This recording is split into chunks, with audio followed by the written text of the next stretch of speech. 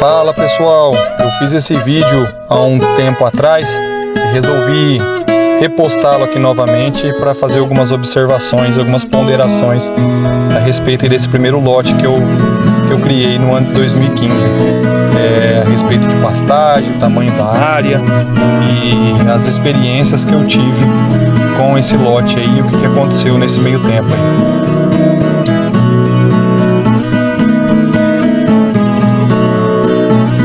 Eu adquiri essas 3 bezerras aí na época e coloquei numa área que eu alugo lá de 10 mil metros, né? Então, esse período aí eu fui custeando elas, né? Que aproximando delas, que era um gado meio arisco, elas têm sangue de gir, né? Então, e o tempo foi passando, 6 meses depois que elas estavam comigo, ó, como que elas já modificaram, né? Então elas estavam numa pastagem boa, eu só dava para elas sal mineral, né? Com sal comum e dava milho para elas. 11 meses depois, olha o tamanho que elas estavam. Então é aí que começou toda a situação. Com 11 meses que elas estavam comigo, elas já estavam na faixa de 11 a 12 arrobas. Que é aí que eu falo que eu comecei um pouco o meu erro, né? Que nessa fase aí de 11 meses depois eu já deveria ter vendido elas, passado para frente. Porque olha o tamanho que tá a pastagem ainda. O pasto chegava na canela delas, né? Então elas tinham bastante pastagem, era a época de eu passá-las para frente, ou para alguém que fosse terminar de engordá-las, ou alguém que já quisesse abatê-las já nesse tamanho. Porém, eu, muito ansioso, né, na época, por querer criar e bezerro, fui atrás de um garrote, é esse daí.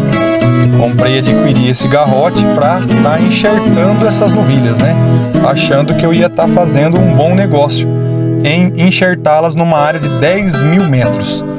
Como na época era apenas 2 piquetes que tinha, acaba ficando uma área muito pequena, porque você utiliza o boi para enxertar 3 novilhas e depois ele vai ficar mais de 10 meses aí sem utilização, né? Então nesse tempo aí as novilhas, ele já estava cobrindo elas, né? O boi já estava cobrindo elas, 10 mil metros para 4 cabeças agora, e o garrote já comia bem, as novilhas também aumentavam o consumo de pastagem, e dá para observar como que a pastagem já começou a degradar, e o corpo das novilhas já começou a modificar também, inclusive o do boi também, que já começou a encorpar bastante. Olha a pastagem lá atrás, como é que já foi degradando, novilha até mudando de corpo, que já tinha pego cria, essas novilhas todas aí, fazendo as modificações no corpo dela.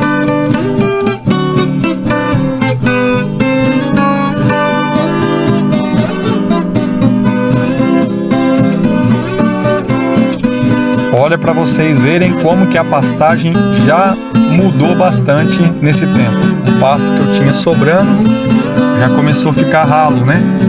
As novilhas já começaram a encher o mojo, já começaram a modificar. Veio uma época de seca e o gado só aumentando o consumo e a pastagem já não dando mais conta, né?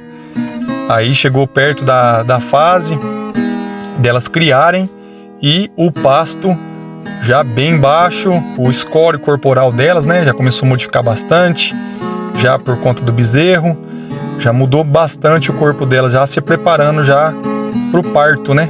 Então toda aquela novilha que já estava com uma boa carcaça de carne modifica completamente para o nascimento do bezerro.